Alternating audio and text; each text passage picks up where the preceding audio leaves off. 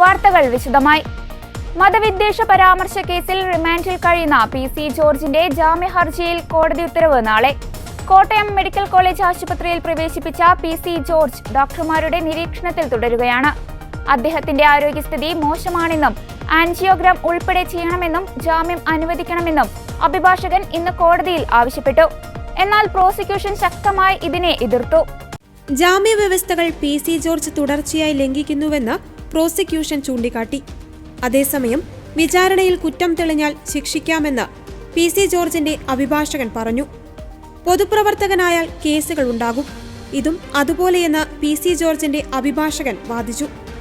PC ജാമ്യ വ്യവസ്ഥകൾ ലംഘിച്ചതിന് തെളിവുണ്ടോയെന്നും മതവിദ്വേഷ പരാമർശ കേസിൽ അന്വേഷണം പൂർത്തിയായ സാഹചര്യമാണെന്നും അതിനാൽ ജാമ്യം നൽകണമെന്നുമാണ് അഭിഭാഷകൻ ആവശ്യപ്പെട്ടത്.